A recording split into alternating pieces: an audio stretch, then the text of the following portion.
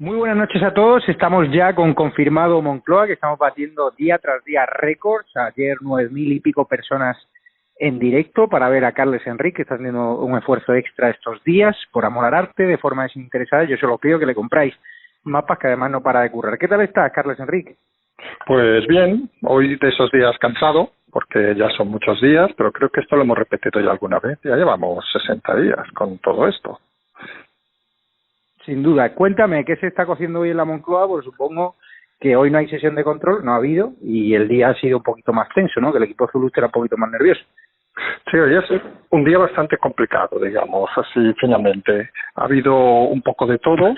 Podríamos decir que ha empezado con el tema de Iglesias y el tema de Iván Espinosa en la comisión, que ha sido una situación un poco extraña, digamos. Es decir, de golpe hemos visto que un partido que precisamente, y lo he comentado por Twitter, seguramente es el único partido en este país que tiene intención o que le gustaría cambiar de régimen, es decir, lo que técnicamente podríamos llamar un golpe de Estado, se dedique a acusar a otros partidos de golpe de Estado. Lo cual es un poco la tendencia esta que tiene Iglesias los últimos días de salir fuera del redil. Según parece, le puso muy nervioso ayer lo de su padre, y algunos creen que fue una artimaña de Cayetana para sacarle de sus casillas. En todo caso, lo que ha complicado el tema de la Moncloa no ha sido tanto el tema ese, sino la frase final, el latiguillo de cierre la puerta, ha sentado muy mal. Y ha provocado algo que llevamos días diciendo, es decir, una gran bronca, pero cuando se dice gran bronca, es gran bronca con tres personas: Sánchez, Iglesias y Redondo. No se entiende la actitud de Iglesias. Redondo comienza a estar muy cansado, vamos a decirlo así finalmente. No hay que olvidar que Redondo se dedica a lo que se dedica, es decir, y su futuro para mucha gente pasa por algún país de Sudamérica para asesorar a algún gobierno, y precisamente la línea de Podemos no es la línea que le ofrezca, digamos, más garantías para llegar a ciertos países. En ese sentido, cada uno al final se está preocupando de lo suyo, y realmente no ha acabado de entender la deriva autoritaria que está tomando Iglesias desde ayer. Sí, es curioso, pero además la forma desafiante, o sea, a mí me ha parecido técnica matonil, además, ¿no? O sea, usted cuando vos parece los partidos más valientes que hay. Sí, aparte, a mí me ha recordado un poco lo contrario de la lógica, es decir, que parece que importa los métodos matoniles de las redes, que todos conocemos, el del padre, el acomplejado, etcétera, etcétera, los ha importado el Congreso. Y por lo que hemos visto, porque a la tarde se ha repetido un incidente con Patxi López y el miembro del Partido Comunista, os digo la verdad, no sé ni cómo se llama, el señor que ha sido un poco donde Patxi López ha tenido que poner un poco las cosas claras. Es decir en pocas palabras que daba vergüenza que estos señores sean diputados, incluido el mismo, que ha pedido perdón, pues Patxi López tampoco vamos a darle ahora por ángel, también déjalo ir. Pero ¿dónde voy el tema? Que no parece, con esa segunda actitud, que haya sido un acto puntual de Iglesias, sino parece lo que llevamos diciendo muchas veces, que Podemos se comporta como una organización, y cualquier actividad que hace, curiosamente, está organizada. El detalle de ayer cuando salió, ha sido muy comentado en redes, ayer cuando salió el tema del padre de Iglesias y el FRAP, que para nosotros está claro que es un grupo terrorista, vamos, que el padre Iglesias no cometía ningún asesinato, no quiere decir que perteneciera a un grupo terrorista, como puede participar una persona que reparte propaganda, una persona que lleva la contabilidad. Pero fue curioso porque luego, a los pocos minutos de pasar el incidente, digamos, entre Cayetana e Iglesias, gente se dedicó a cambiar en la Wikipedia, lo cual es súper curioso, el concepto para eliminar la palabra terrorismo de FRAP. Es decir, es como un engaño colectivo. Y eso obviamente no es alguien individual, son acciones organizadas.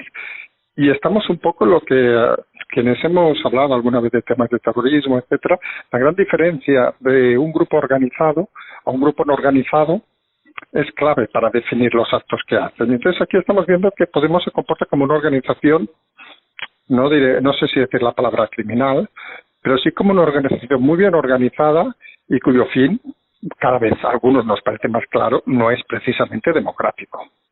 Y es curioso cómo la sexta ha salido a blanquear, ¿no? César Frapp, Isabeni, o sea, cómo está todo orquestado. Sí, es que es una organización, por eso te digo, es una organización que puede parecer confusa y libre, pero realmente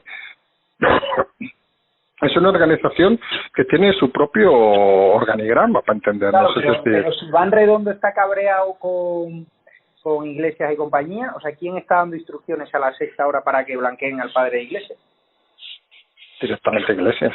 O sea, Iglesias, el problema es que domina la Sexta más que Iván Redondo, ¿qué? Mira, el tema y la explicación es muy básica. Es decir, ha llegado un momento que Iglesias, al no haberle parado nadie los pies, se ha subido.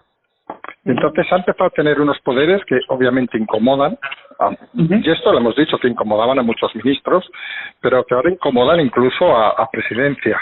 ¿Por qué? Porque ven que ahora es con tanto margen, tanta libertad que le han dado, se ha empezado a tirar, la expresión sería tirarse al monte, en el sentido de que empieza a hacer cosas que incluso no se entienden desde una lógica radical, es decir, porque está haciendo cosas realmente sorprendentes, él y su partido, ¿eh? Entonces, fíjate aparte un detalle que me han comentado, de que se está posicionando todo exclusivamente en él, es decir, sus ministros han vuelto a desaparecer.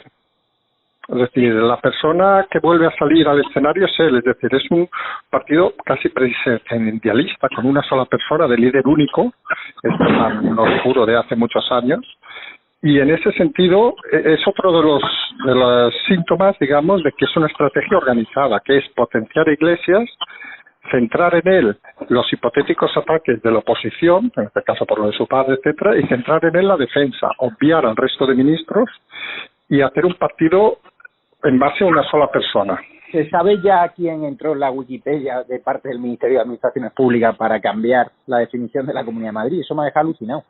Sí, no, a ver, aquí el tema es, vamos, esto tampoco es muy informático, pero rápido de explicar. Todo el mundo que se conecta a una red sabe que se conecta desde un número IP, es decir, un número único y individual, y queda reflejado, en este caso, ha quedado en las consultas de la Wikipedia, con lo cual, en principio, sería fácil, en el momento que alguien interpusiera una demanda o cualquier investigación se abriera, sería fácil investigar desde qué ordenador ha sido y, obviamente, qué persona ha tenido acceso a ese ordenador. Aquí estamos otra vez en otra cosa un poco de que hay gente que se cree que está por encima de la ley, pero de ignorancia. Es decir, no hay que ser tampoco un gran genio, ni un crack, ni un hacker, ni nada para saber de que, oye, cuando uno se conecta a un ordenador, dejas un rastro. Pero es que esto, vamos a decir una cosa muy vulgar, solo viendo la televisión ya lo sabes. Es decir, no hace falta estudiar nada, es decir, es algo básico. Pero según parece que lo haya hecho, pues tampoco debe ver la televisión, debe ver Sálvame, supongo, y allí no lo deben explicar, no lo sé, lo desconozco. Es curioso. Y luego, ¿qué ocurre con Nissan? Porque eso habrá sacado de su esquema a Pedro Sánchez, que dijo que eso no se iba a producir. Que estaba sí, correcto. Él en Davos habló y puso incluso un tuit diciendo que eso no se iba a producir. Aquí nos estamos juntando un poco declaraciones luego un poco, digamos, extemporáneas. Es decir, luego a la tarde, me parece al mediodía, nos ha salido el gran Gabriel Rufián, que últimamente parecía que estaba dedicado a sus labores de otro tipo.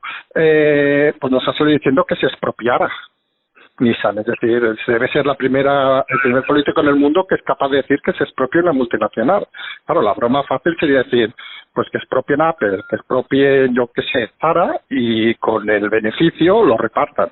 Es decir, vemos que el nivel de la política cada vez es más, siendo fino, estúpido. Hemos visto también, curiosamente, que otra persona que se ha posicionado en el tema ha sido la alcaldesa de Barcelona, Ada Colau. Otra una foto, correcto, se hizo una foto hace un par de días que algunos pensábamos que de Barcelona no se puede salir, excepto causa mayor, pero según parece la alcaldesa puede moverse sin problema, tiene una licencia diferente. Y no hay que olvidar que la segunda de la alcaldesa, Janet Sanz, declaró hace un mes o más o menos que había que aprovechar la pandemia para suprimir los coches, es decir, para eliminar la industria automovilística, es decir, que el deseo que tenían se lo han encontrado en la cara y de golpe ahora parece que se hacen los ignorados, es decir, es una pandilla que realmente algunos no entendemos cómo han podido llegar al poder. ¿Pero qué ha pasado ahí? ¿Por qué se ha cerrado Nissan? ¿Porque los sindicatos han presionado demasiado o cómo? No, aquí en principio está pasando en toda Europa, toda la industria automovilística se está centralizando y reduciendo a países. Aquí hay diversos grupos automovilísticos que han centrado, unos en Francia, otros en Inglaterra, y están dejando de externalizar muchas cosas. En ese sentido, España no tiene su propia industria, para entendernos, es decir, ninguna de las grandes marcas mundiales es española, igual que es posible que pase los próximos días con otras fábricas de coches que se vuelvan a su origen, que podría ser Francia en este caso, como Renault, o como según parece puede pasar también con la Ford, que se vuelva a sus orígenes, y es un tema al final de cambio de modelo productivo, es decir, la demanda de los coches ha caído en picado, obviamente, y aprovechando, esto es aquello de que aprovechando que el río pasa por aquí, vamos a hacer limpieza, y obviamente los países más expuestos, aquellos que no tienen una fuerza, tanto política, como una fuerza, digamos, empresarial, son los primeros que caen. Sí, y ha descolocado eso muchísimo a Sánchez, ¿no? Supongo. Sí, claro, porque él fue el primero en apostar que sí. El problema a veces aquí es que la gestión de la economía que hace este gobierno, el conocimiento, perdón, de la economía que tiene, a veces se asemeja un poco al siglo pasado, es decir, es algo que a veces nos sorprende, es decir, quien haya estudiado un poco de economía, yo me acuerdo ya hace 20 años que se hablaba de términos de pasar de lo que se llamaba el Fordismo, que era la fabricación en serie, etcétera, etcétera, a la flexibilidad, pero yo te estoy hablando de 1990, o sea, conceptos de hace 30 años que ya se estaban implantando, pues parece que estos señores aún piensan en el Fordismo, es decir, la producción en cadena, vamos a producir coches, montar este tipo de industrias, etcétera, etcétera. Y claro, son industrias que tienen tendencia a desaparecer. Y obviamente, donde primero desaparecen es en los países alejados de los centros de decisión. Como ¿Se sabe ya, Enrique, quién cambió, por cierto, volviendo a la Wikipedia, la entrada del FRAP para blanquear su imagen y decir que era un grupo antifascista o no? Bueno, hay rumores de que seguramente algo organizado, eso sí, porque no es normal que se intentara, creo haber leído que fue hasta 25 intentos de cambio hubo, y lo único que se quería cambiar es que no sea la palabra terrorismo, lo cual sorprende porque es como si a ETA en su definición le quitas la palabra terrorismo. Bueno, claro, puede ser Ejército de Liberación Vasco si quieres, pero técnicamente cuando uno intenta doblegar un régimen, sea el que sea, con métodos violentos se le llama terrorismo, es decir, eso no tiene ninguna vuelta de hoja aquí ni en ningún lado. Sí, es sorprendente. ¿Y algún tema más respecto al juicio del 8M? Sí, mira, hay dos temas importantes. ¿No? Sí, hay dos temas importantes. Uno, el primero, que la jueza ha retrasado la declaración del delegado del gobierno del 5 de junio al 10 de junio, la jueza del 51 de Madrid. Y a la tarde, aparte, hemos conocido que se ha solicitado la imputación del licenciado Simón, con lo cual esas previas, van a ser muy interesantes el día 10, porque no solo se está hablando ya de declaraciones, sino de imputaciones. Y ahí puede ser que sea un tema que se vaya de las manos. ¿Por qué han retrasado Lo ha pedido la Abogacía del Estado. Y la juez en su auto, curiosamente, ha puesto la expresión sorprendentemente. Yo creo que la juez, por lo que sabemos, es una persona que tiene bastante tabla y juega también un poco, que en eso yo voy a hacer un voto positivo, juega un poco en situaciones absurdas. La ironía a veces es necesario, es algo que a nosotros nos gusta utilizar mucho, pero es que hay situaciones tan sumamente descaradas, por decirlo finamente, estúpidas, idiotas, por no llamar de otra manera, que usas la ironía o te tiras de un balcón. Es decir, el ejemplo que hemos puesto antes de Gabriel Rufián, vamos a nacionalizar una multinacional. Oiga, ¿vamos a tener un debate serio sobre eso o es solo lo dice para reírse? Y un poco lo de la Abogacía del Estado es lo mismo, es decir, es bastante ridículo, por llamar de alguna manera, que la propia Abogacía del Estado solicita a un juez un retraso en un tema que afecta al Estado. Es decir, es un poco darle una importancia política y darle unos días de margen. ¿Para qué? Para preparar la defensa de un particular que parece que ha obrado de una manera no correcta. No parece que la Abogacía del Estado, su función sea esta, precisamente. ¿Y la Fiscalía qué se espera que diga? Porque la Abogacía del Estado también está presionando a la Fiscalía para que se pronuncie. Y yo flipo, porque la Fiscalía está muy controlada por el gobierno. Ahí se va a posicionar, supongo, en contra de esta investigación. Sí, no, al principio son cosas que van a ir saliendo todos los días, porque hasta el final hay muchas partes, pero al final lo más importante es que esté la abogacía del Estado, la Fiscalía, lo que sea, al final quien acaba decidiendo y quien acaba valorando obviamente es la integridad de la juez, en este caso. Y lo comentamos ayer, es decir, cada uno puede tener sus principios, etcétera. Aparte, es una persona vinculada familiarmente con la Guardia Civil, pues tiene familiares, y a partir de ahí nosotros somos de los que pensamos que los jueces, a buenas y a malas, las decisiones que tomen las tenemos que aceptar. Y de momento parece que está claro que el ataque ágil, rápido, digamos, un poco sorprendente contra la propia juez y contra sus autos, antes casi de empezar nada, delatan un poco que algo debe haber, porque si fuera tan transparente que no hubiera pasado nada y que todos fuéramos felices y todo eso, a nadie se le ocurriría atacar a la jueza antes incluso casi de hacer ni las previas. Entonces, a partir de ahí, parece que es uno de los frentes donde la Moncloa no está nada cómoda y es uno de los lugares donde vamos a ver temas interesantes. Y preguntarte, Fernando Simón hoy decía Jano que tiene la sensación de que ha perdido ya la cabeza y que hace comportamientos de persona que no está bien, es decir, esas frases que está diciendo del repunte, de que si hace una fiesta con 10 amigos o 20 puede haber un repunte de la pandemia. Él tiene contra la situación, tiene calculada su estrategia de ajedrez, o sea, está preparado para doblegar al gobierno, porque ahí van a empezar a volar cuchillos. Hay algunos creemos que es un paralelismo que a lo mejor la gente le va a costar entenderlo o no. Es un paralelismo un poco parecido al que hemos comentado de Iglesias. Es decir, Iglesias ayer se le hace saltar con el tema del FRAP de su padre. Es un tema que le hace perder los nervios, vamos a decirlo así finalmente. Luego lo bueno es que está encantado de perder los nervios y sigue, pero bueno, eso es otra historia. Y la tensión y digamos la presión que tiene ahora mismo Fernando Simón obviamente es importante. Volvemos a lo que comentamos hace 3 días y hoy se ha confirmado, no le están imputando por pintar de colores una pared, no, le están imputando indirectamente por más de 30.000 muertos. Ojo, que no estamos hablando de imputaciones que te hagan dormir tranquilamente, que digas, bueno, me cojo un buen abogado y si todo va bien. No, aquí ya hay gente que se está empezando a jugar la cárcel y lo está empezando a ver. Y la gente que ha vivido muy cómodamente durante muchos años sabe la dificultad de pasarse, aunque sea 1 año, 2 años en la cárcel. Si no, se lo pueden preguntar a los líderes independentistas. Es decir, que no es un tema fácil, es decir, pasar por la cárcel, y más de uno está empezando a ver su futuro allí. Y en ese sentido, las reacciones cuando uno ve su futuro entre rejas, pues son complejas, son nerviosas, tienes 2 tendencias: una, a hablar lo que sea, y 2, a intentar refugiarte como sea. En este caso, Simón parece que opta por la opción de, hostia, sigo diciendo tonterías porque no voy a cambiar ahora mi discurso. Es curioso. ¿Y algún tema más que se cuece allí por los pasillos de la Moncloa? No, ahora está también el tema importante del dinero de Europa. Me parece claro, esta vez sí que no habrá hombres de negro, que eso sí que es una cosa que parece que se aprendió del tema griego, pero lo que también está claro es que va a haber unas exigencias draconianas, que en este caso aparte han hecho, yo creo, una cosa positiva en Europa. No es exigir, sino pedir a quien va a pedir el dinero que explique para qué lo quiere.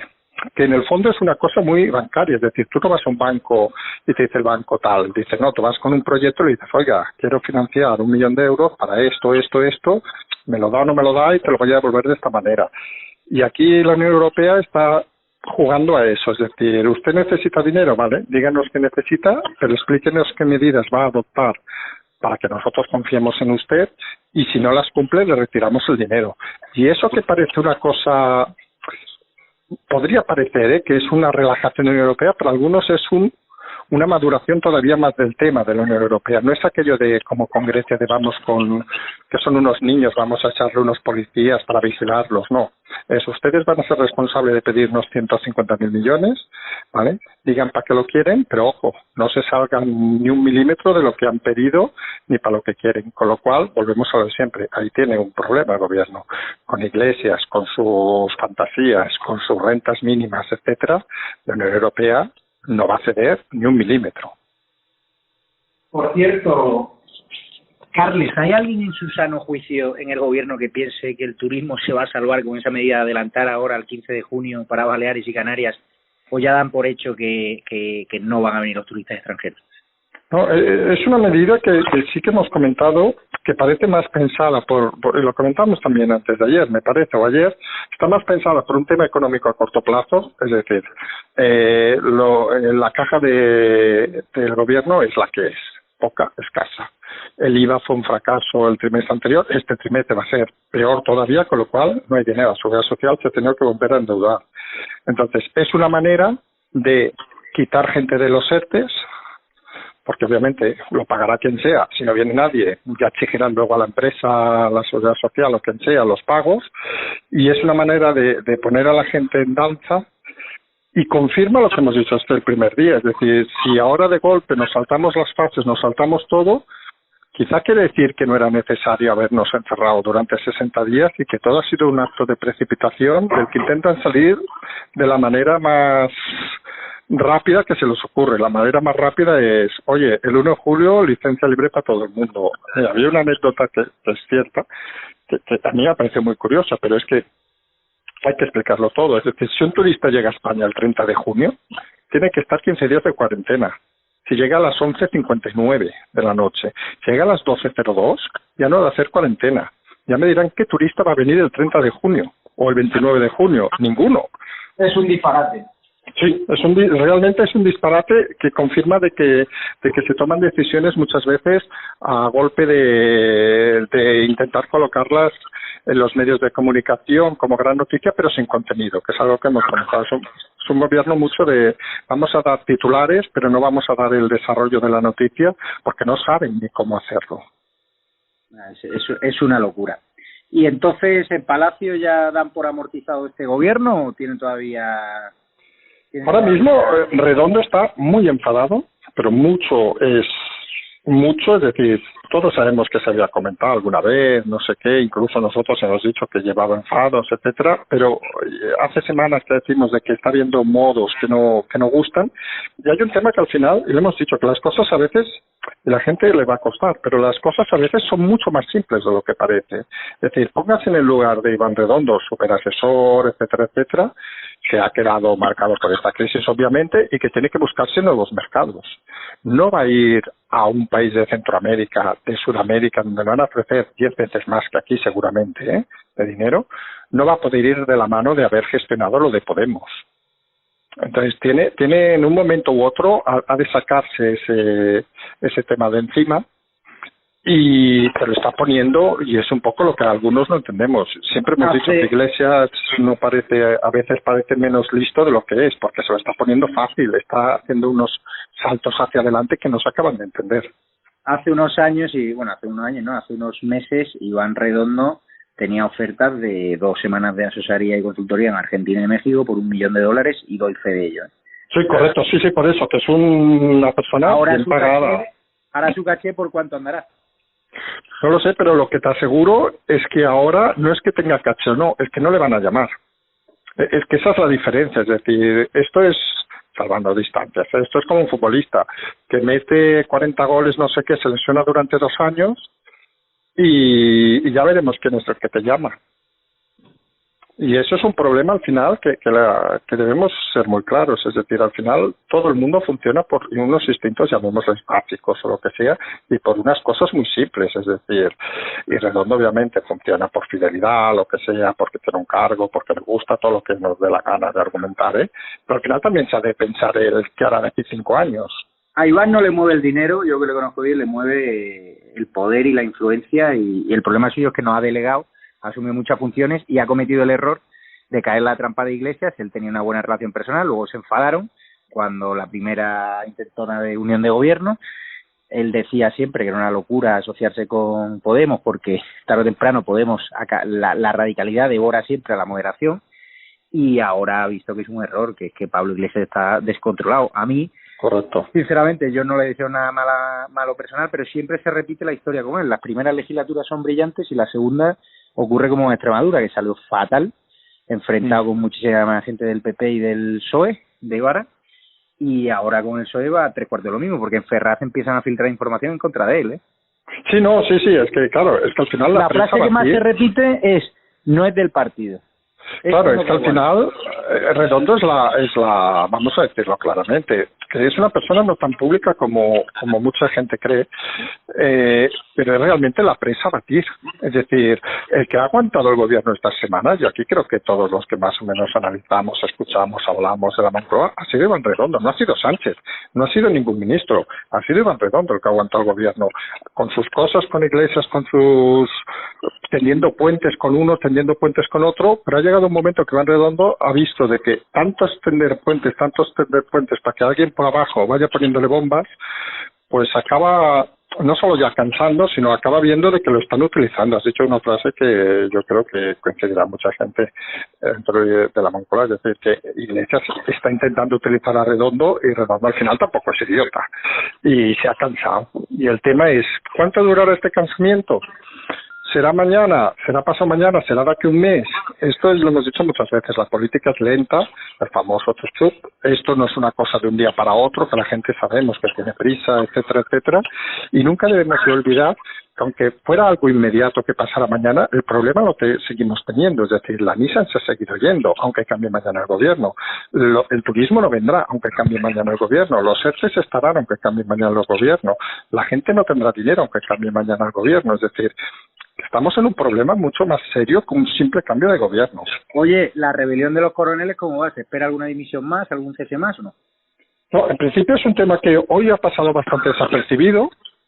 Igual que ayer fue el tema estrella, hoy ha sido un tema más desapercibido. Ha habido rumores de todo tipo, que se mantiene algún teniente general, que se ha apaciguado un poco las cosas. Dentro de la Guardia Civil creo que es notorio de que hay un fuerte cabreo, vamos a decirlo así finalmente. Y se han dado cuenta un poco lo que también comentamos ayer, es decir, que en el fondo están buscando menospreciar las instituciones más importantes del país, y una es la Guardia Civil, otra, como comentamos, la Casa Real, los servicios de información, la prensa, etcétera, etcétera, porque ese es su fin, porque cuanto más liado, creen algunos que cuanto más confuso esté el país, más pescarán. Y creemos otros que eso es una buena estrategia el siglo pasado. Creemos que en un siglo XXI, en una democracia consolidada, es una estrategia equivocada, porque acaba la justicia o los mecanismos que hemos llamado de defensa de la propia democracia, acaban echándote, hablando en plata, echándote el guante y al final te es muy difícil de escaparte. Por cierto, Carles, el papel del rey, ¿ha habido alguna novedad cuando reaparece? ¿Sabemos sus movimientos? Más allá no, sigue en el tema mediático que hemos comentado y a ver, estamos en lo mismo, son movimientos lentos, pero la estrategia está clara, es decir, cuanto más se complica aparte la presencia con Iglesias, más mediático aparecerá el rey. Vamos a ver una contraposición, será como una balanza. Si se va radicalizando más un tema, que está claro que se va radicalizando, de golpe, si hiciéramos un minutaje en los telediarios o los medios de comunicación, sería fácil comprobar que lo que sale hoy es más que lo que salía la semana pasada, lo que saldrá mañana será más de lo del anterior, etcétera, etcétera, etcétera. Es decir, es un incremento conforme se va complicando el sistema, la figura del rey irá mediáticamente, mediáticamente no estamos hablando de otra cosa. ¿Quién está monitorizando esa entrada del rey en escena? La propia Casa Real. Sí. La Casa Real tiene, aunque algunos lo crean, no tiene poder, que esto es algo que hay que dejar muy claro. La Casa Real no puede hacer nada más de lo que puede hacer, es decir, no puede plantarse en el Congreso y decir nada, ¿vale? No puede hacer ninguna cosa extraña. La Casa Real, lo hemos comentado alguna vez, mañana alguien decide hacer un referéndum y sale que tiene que irse, pues tiene que hacer las maletas y irse, punto. No tiene ninguna vuelta de hoja. Eso es la democracia. Y eso es una Casa Real en una democracia. A partir de ahí, obviamente, tiene sus mecanismos, y su mecanismo principal, más que nada porque es un mecanismo, que es el mediático, que es un mecanismo que nunca se contempla en las leyes. Las leyes contemplan mecanismos políticos, mecanismos de todo tipo, pero el mecanismo mediático, no diré que es un mecanismo reciente, pero es un mecanismo digamos, que no está tan contemplado, con lo cual es el resquicio por el que se puede introducir y por el que se va a introducir para ofrecer, digamos, mayor relevancia durante los próximos días. Pues muchísimas gracias, crack. Ya hablamos mañana y a ver si traes más novedades como hace cada día. Muchísimas gracias a los espectadores que están al otro lado de YouTube a estas horas de la noche. Muchísimas gracias, Carles Enric, también a la rana Gustavo que hace chup chup. Y vamos hablando. Buenas noches a todos. Y gracias por reventar cada día ese audímetro del YouTube que no engaña y que ya tenemos muchísimos espectadores en directo. Y hagan boca a boca de estado de alarma y hagan boca a boca de Carles Enric, de Confirmado Moncloa, y cómprenle mapas. Muchísimas gracias, Carles. Gracias, un abrazo, Javier. Hasta mañana.